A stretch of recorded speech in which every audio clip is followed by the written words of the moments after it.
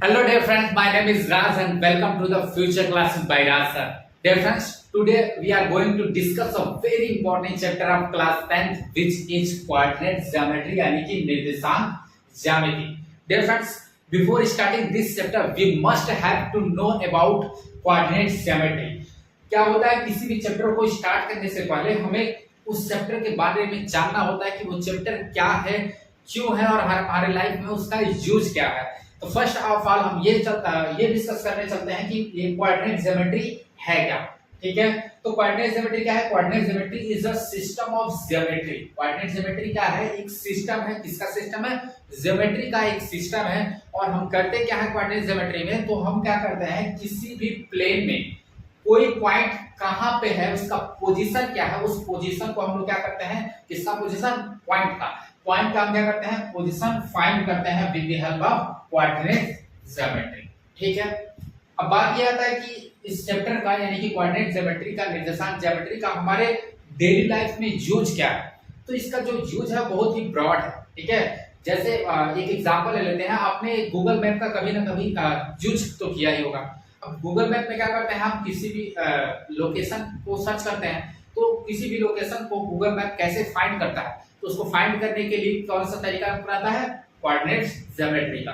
Google map क्या, let's suppose कि आप अपने किसी शहर या किसी गांव के किसी चौराहे पर खड़े हैं. ठीक है, चौराहा क्या होता है? जब चार रास्ते क्या होते हैं, एक दूसरे से मिलते हैं तो हमारा चौराहा बनता है. ये हो गया हमारा उत्तर, दक्षिण, पूरब और ये हो गया पश्चिम. लेट्स सपोज कि आप यहाँ पे आप हैं और आपको जाना है यहाँ पे. ठीक, क्या होगा? अब मान लेते हैं क्या हमने मान ही लिया है कि पहले आप कहाँ पे खड़े हैं, यहाँ पे खड़े हैं और आपको जाना है यहाँ पे. ये पूरब है. पूरब की तरफ मान लेते हैं यहाँ पे एक कोई चौराहा है और चौराहे के नाम क्या है? ए है. ए नाम का कोई एक चौराहा है. ठीक, अब सपोज करिए कि यहाँ से यहाँ तक का जो डिस्टेंस है, ए नाम के जो चौराहे का डिस्टेंस है यहाँ से मान लेते हैं 3 किलोमीटर का है. ठीक, और ए नाम का जो मार्केट है, चौराहा है, वो यहाँ से यहाँ तक का जो डिस्टेंस है, लेट्स सपोज कि यहाँ से यहाँ तक का डिस्टेंस कितना है? 4 किलोमीटर का है.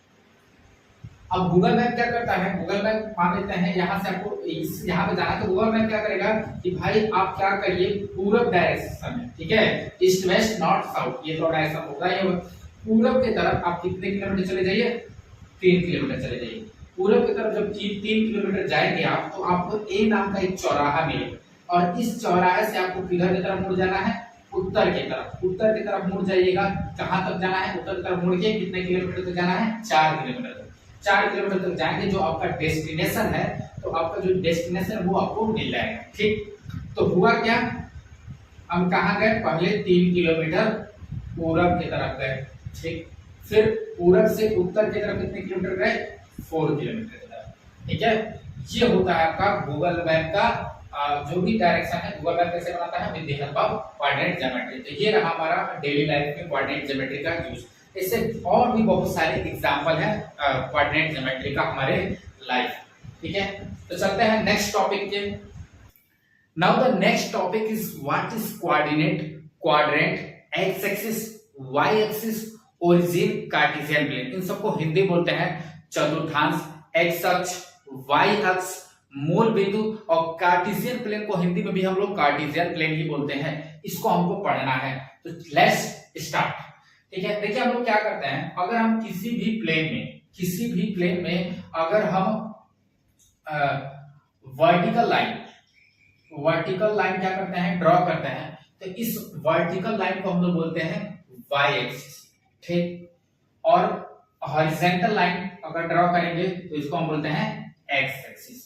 ठीक, कोई पूछे वाई एक्सिस क्या होता है? तो प्लेन में अगर हम किसी भी प्लेन में क्या करते हैं, वर्टिकल लाइन ड्रॉ करते हैं, तो वर्टिकल लाइन को हम लोग बोलते हैं वाई एक्सिस, हॉरिजॉन्टल लाइन को बोलते हैं एक्स एक्सिस. और जहां पे ये दोनों एक्सिस एक दूसरे को क्या करते हैं? कट करते हैं, मीट करते हैं, तो उस वाले पॉइंट को हम लोग बोलते हैं ओरिजिन, जिसको हिंदी में बोलते हैं मूल बिंदु. ठीक है, इंग्लिश में क्या बोलते हैं? इसको ओरिजिन बोलते हैं. ओरिजिन पे x का वैल्यू और y का वैल्यू, दोनों का वैल्यू क्या होता है? 0 होता है. ठीक, अगर हम ओरिजिन के इधर की तरफ जाएंगे, ठीक है, तो x का जो वैल्यू होता है वो पॉजिटिव में होता है, ठीक है, x का वैल्यू किसमें होता है, पॉजिटिव में होता है। इधर आएंगे तो ये भी हमारा क्या है, y एक्सिस है, लेकिन अगर ओरिजिन के इस साइड आएंगे तो यहाँ पे x का वैल्यू क्या होता है, नेगेटिव में होता है, ठीक। y एक्सिस में अगर क्या करते हैं, ओरिजिन के ऊपर जाएंगे तो यहाँ पे y का वैल्यू क्या होता है, पॉजिटिव में होता है। नीचे की तरफ आएंगे तो y का वैल्यू क्या होता है, नेगेटिव में होता है, ठीक। ये हो गया x एक्सिस और y एक्सिस, ठीक। और क्या हो गया, ओरिजिन हो गया। इस वाले अब देखेंगे तो ये हमारा x एक्सिस y एक्सिस है, तो ये क्या कर रहा है, इस प्लेन को फोर पार्ट्स में क्या कर रहा है, डिवाइड कर रहा है, 4 पार्ट्स में डिवाइड कर रहा है। तो इस फर्स्ट वाले पार्ट को बोलते हैं फर्स्ट क्वाड्रेंट, जिसको हम लोग हिंदी बोलते हैं प्रथम चतुर्थांश, ठीक। अब बात यह आता है कि फर्स्ट क्वाड्रेंट में x और y दोनों का वैल्यू क्या होता है, प्लस में होता है कि माइनस में होता है। तो ध्यान से देखेंगे तो इस वाले क्वाड्रेंट में x एक्सिस y एक्सिस का कौन सा पार्ट टच कर रहा है, तो ध्यान से देखिए इस वाले पार्ट में y का ये वाला बाउंड्री आ रहा है और x का ये वाला बाउंड्री आ रहा है। अब सबसे पहले हम क्या लिखते हैं, x का वैल्यू लिखते हैं, तो ये वाला बाउंड्री पे x का कौन सा वैल्यू है, पॉजिटिव है, तो यहाँ पे लिख देंगे हम पॉजिटिव, ठीक है। y का वैल्यू क्या है, इस पे टच कर रहा है, तो y का वैल्यू किसमें है, पॉजिटिव है। इसका मतलब कि फर्स्ट क्वाड्रेंट में x और y दोनों का वैल्यू क्या होता है, पॉजिटिव होता है। इसको कहेंगे, इसको हम लोग बोलते हैं सेकेंड क्वाड्रेंट।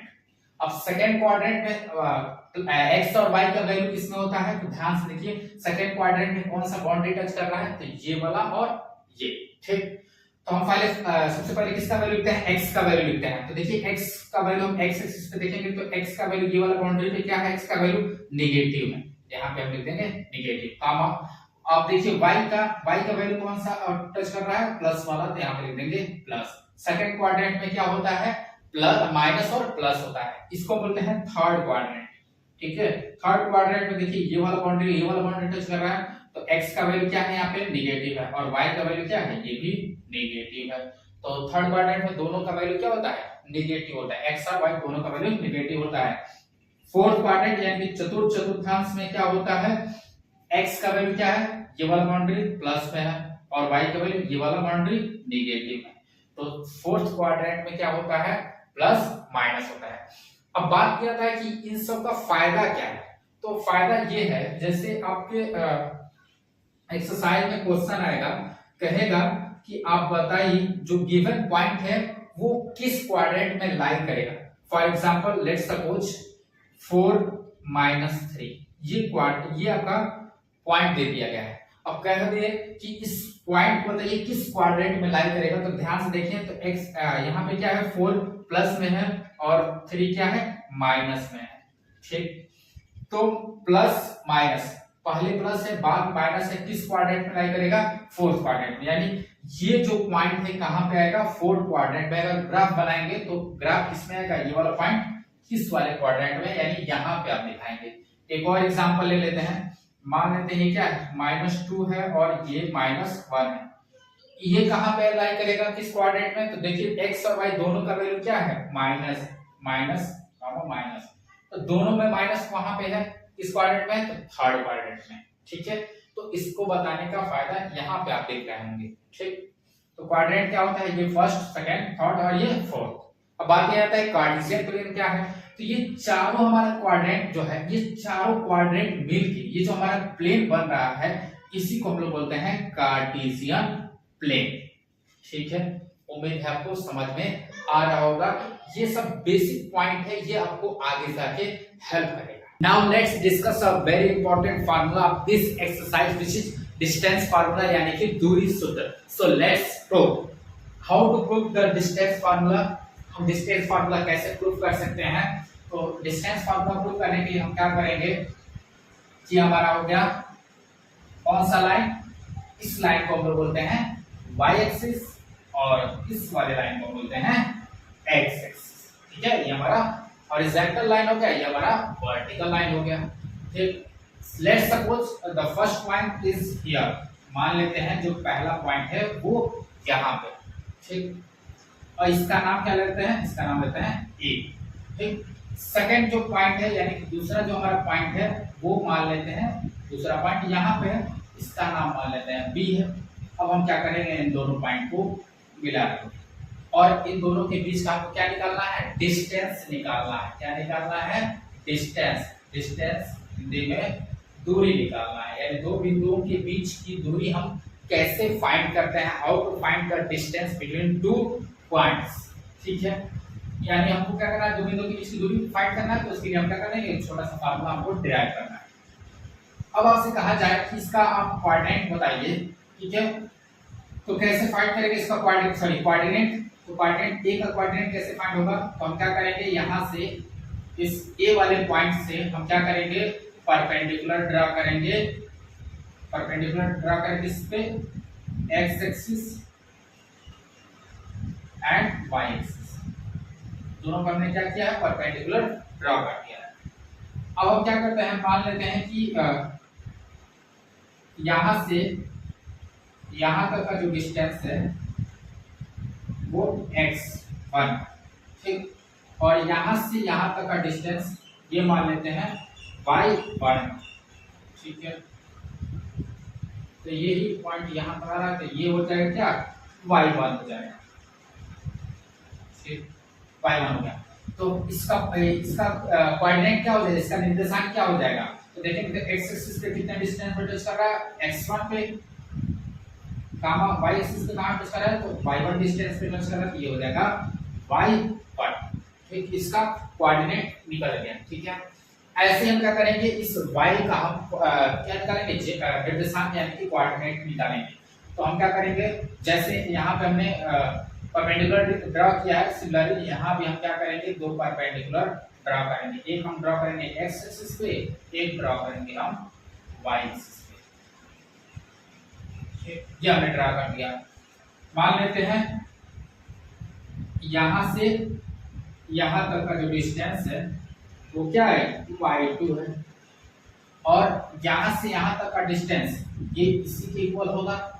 तो यहां से यहां तक की डिस्टेंस को क्या मान लेते हैं, सॉरी ये x2 हो गया और ये y2 हो गया।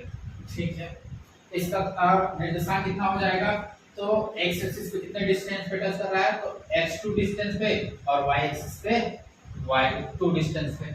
और हम क्या कर देते हैं, इसको थोड़ा सा आगे की तरफ बढ़ा देते हैं। तो ध्यान से, अब अगर ध्यान से देखें तो यहाँ पे एक 90 डिग्री का एंगल फॉर्म हो रहा है और ये ट्रायंगल भी बना रहा है। ठीक है, इसका नाम क्या है, ए है, इसका नाम बी है, और इस ट्रायंगल में ये वाला पॉइंट का नाम नहीं दिया है, तो हम क्या कर लेते हैं, इसका नाम देते हैं सी। ठीक, अब वो क्या निकालना है, इसके और इसके बीच का दूरी यानी AB का डिस्टेंस निकालना है। ठीक है, AB का डिस्टेंस कैसे निकलेगा, तो हम क्या करेंगे, अब ध्यान से देखिए, तो यहां से ओरिजिन से यहां तक का डिस्टेंस दिया, कितना दिया है, x2 दिया, और यहां से यहां तक का डिस्टेंस कितना दिया है, x1 दिया। अगर हमको यहां से यहां तक का डिस्टेंस निकालना है तो कैसे निकालेंगे, तो हम क्या करेंगे, ये पूरे वाले डिस्टेंस में से यहां से यहां तक के डिस्टेंस को हम क्या करेंगे, ये वाला डिस्टेंस क्या करेंगे, घटा देंगे, सब्ट्रैक्ट कर देंगे, तो हमारा ये वाला डिस्टेंस निकल जाएगा। यानी बड़े वाले में से छोटे वाले को हटा देंगे तो हमारा ये डिस्टेंस निकलेगा। तो जितना ये डिस्टेंस होगा बिल्कुल उतना ही ये वाला डिस्टेंस होगा। तो ये वाला डिस्टेंस कितना हो जाएगा, तो यहाँ से यहाँ तक का डिस्टेंस कितना है, बड़े वाला क्या है, x2 है, और छोटे वाला क्या है, x1 है। ये हमारा यहाँ से यहाँ तक का डिस्टेंस निकल गया। ठीक, और वो यहाँ से यहाँ तक का डिस्टेंस यानी BC निकलना है। तो BC कैसे निकलेगा, ये टोटल डिस्टेंस में से हम क्या करेंगे, ये वाला डिस्टेंस सब्ट्रैक्ट कर देते हैं। तो यहाँ से यहाँ तक का डिस्टेंस है, टोटल डिस्टेंस कितना है, टोटल डिस्टेंस आपका y2 है।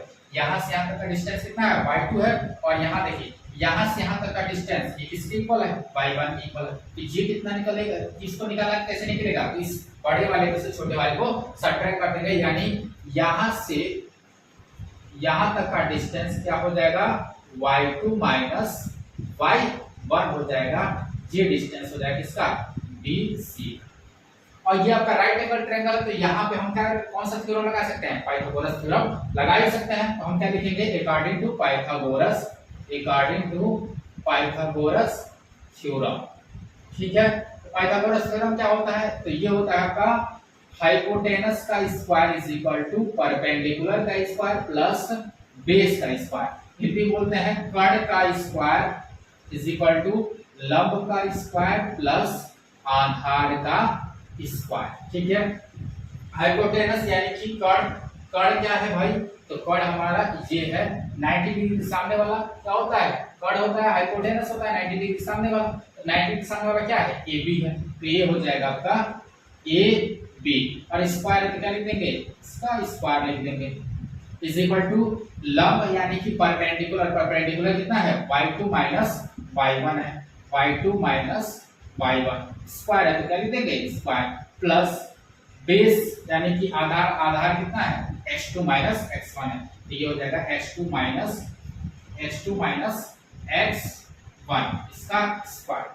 और हमको पता है कि क्या करते हैं, अगर हम स्क्वायर को क्या करेंगे, इधर से स्क्वायर हटाएंगे इधर रूट आ जाएगा, तो ये हो जाएगा A B is equal to under root में, अब ध्यान देखिए प्लस तो आगे पीछे हम लिख सकते हैं, क्या लिख सकते हैं x2 माइनस x1 का whole square plus y2 minus y1 का होल स्क्वायर। ये हो गया हमारा डिस्टेंस फार्मूले का डिस्टेंस फार्मूला। ठीक है, ये हमने प्रूव कर दिया। ठीक है, अब ध्यान से देखिए आपकी बुक में क्या दिया होगा, आपकी बुक में ये वाला भी फार्मूला दिया होगा और एक और फार्मूला दिया होगा, इसी का एक और फॉर्म होता है, इसी को क्या दे सकते हैं या और, ये इसको आगे भी कर दिया होगा, ध्यान से देखिएगा ये भी फार्मूला दिया होगा, तो x1 माइनस x2 का whole square plus y1 minus y2 का होल स्क्वायर। ठीक है, ये दोनों फार्मूला आपकी बुक में दिया होगा, एनसीईआरटी में दिया होगा।